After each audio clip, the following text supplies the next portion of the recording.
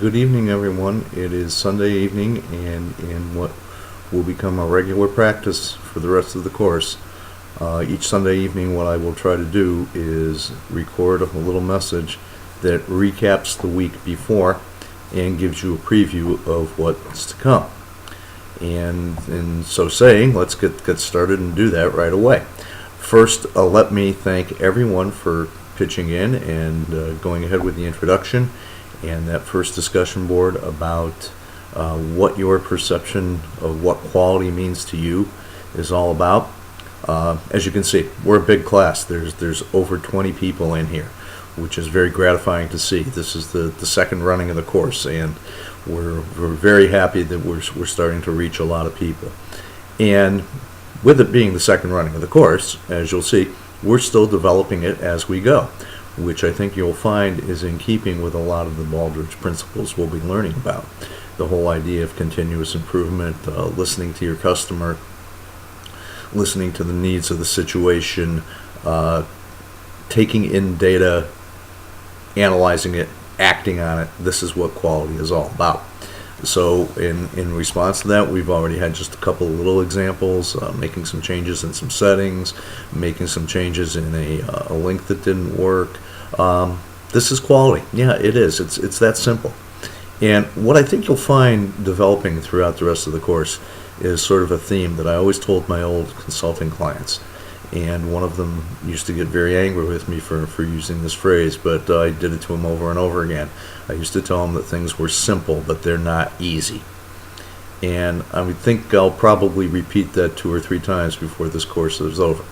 It's simple, but it's not easy. And I think what you'll realize is when we go through a lot of these principles, a lot of these methods, and a lot of these systems, you'll see that the stuff in there, it's not rocket science, it's common sense. But what we have to start to analyze in our own minds and in our organization's practices, if these things are common sense, then why are they so difficult to implement? And I think we're going to find that very interesting. Okay, back to the first week. That first discussion board was excellent. I can see that a lot of people came up with a lot of different definitions for quality. And frankly, with 20 some odd folks, there should be 20 some odd definitions of quality. People used a lot of different phrases about workmanship and doing things to the best of their abilities and perception and notice one word that never crept in was perfection. I think that's interesting. But a lot of people had a lot of different views on it. I found it very interesting. I also found it great that a lot of you showed that you're not afraid to ask each other questions. And that is what the discussion board will be. You'll see that most of our really, really deep learning is going to take place right there in the discussion board. The materials are there for us to start thinking, but this is a thinking course, just like the whole Baldrige procedure is a thinking process. You'll see in a later unit we start talking about the concept of the learning organization. Well, we are trying to practice the activities that you'd see in a learning organization. So we're getting a jump on things. I will also let you know that you saw one of my style, if you will. One of my points of my style is I will not try to jump in and dominate a discussion if it's going well, and the first week went well. And therefore I kind of stayed out of it and let you guys go. Now, as we move into the second, third, and fourth, and so on weeks, probably get you prepared to answer a few more questions, a few more exchanges in the discussion board. And each week we'll get a little stiffer, a little more rigorous in our requirements of each other.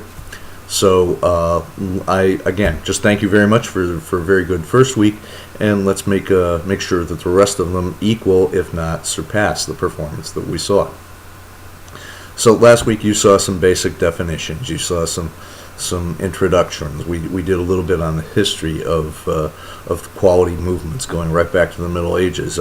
We introduced many of you to Malcolm Baldrige, who he was and what he meant to the quality movement and what he meant to post-university. And what we're trying to do here right now at the Malcolm Baldrige School of Business is carry on the legacy of Malcolm Baldrige. And to carry that name means quite a bit, and it puts quite a bit of pressure on all of us to live up to those standards. Now we're going to come into the second week, and we're going to go forward and look at some of the other, if you will, pillars of quality, and some interesting things in some names that may become familiar to you. Juran, Deming was going to become familiar to this week. Deming is 14 points. We're going to introduce the Baldrige principles themselves. Baldrige is based on 7 criteria that contain 11 core values. Okay, those are all listed for us, and I've provided you materials on the Baldrige principles, Baldrige terminology, a glossary of Baldrige terms. Take a look at that, and then go back now and consider what we did last week, and consider where we're going this week. We're going to try to do some more deep discussion, and then this week we're going to start off with a written assignment. Yeah, I know, writing, huh? Here it is.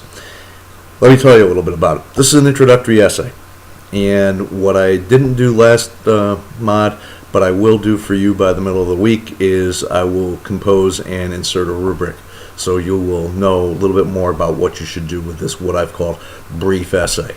A lot of you are going to ask, what is a brief essay? What's brief? Brief is no more than 2 or 3 pages. Real brief, too brief, is half a page or a paragraph that means you didn't try. What am I doing here? I'm leaving things in your hands. I don't like to give people page lengths. I don't like to give people word counts. Why? Because we all express ourselves differently. But usually when you do that, you find that people write to the word count, or they write to the page length. They don't write to the quality of the thought. And that's what I'm trying to encourage. So when I ask you to write briefly this week about how you see some of the Baldrige principles and Deming's 14 points, and can you compare and contrast them, what we're trying to get is your thoughts, not a recap of somebody else's or something you're trying to slip in so you can fill out that 3rd page or whatever. Make sense. Be clear. Be brief. Be detailed. Tough to do. And another thing I'm going to insist on too, and a lot of people get a little bit nervous about this, the way you write, the quality of the writing and the expression itself counts. Because one of the things we note now these days in business is the quality of written communication is just terrible. And the better you get at writing, the more you're going to have a leg up on your competition. It's no good to have a great idea if you can't express it well. And that goes either in oral presentation, visual presentation, written presentation. So it's going to be very important that you pay attention to what you're doing and how you do it. What you say, how you say it. What you want to convey, how you write it. And it's very simple. Again, is it easy? No, because a lot of us don't write anymore. A lot of us don't write because we don't read. So here's an opportunity. We have some reading for you. I've written a short piece on what I think quality is. I've included some links for you to follow, some videos again I think that are helpful. And then let's go ahead and try to discuss the idea of quality in our organizations and discuss the comparison of 2 of the original points. And maybe I shouldn't even call Baldrige original. Baldrige point that we're talking about, and then one of Deming's original works is Deming's 14 points. These are some of the foundation documents of quality, and I think to understand them we'll do very well. Okay, please continue to ask me any questions. Several of you have already, and I'll try to get back to you as soon as I can. I'll try to get the discussion boards graded by midweek, and yes, remember, from now on all the discussion boards are graded, and I try to keep everything on a 100-point scale so everybody knows what 100 points is worth. And let's go from there. We're off to a great start. I'm really pleased with what I see so far. Make sure you ask questions. The question that's not asked is the one that's never answered and never known. So please, let's get that out in front of everyone, and good luck this week. Thank you.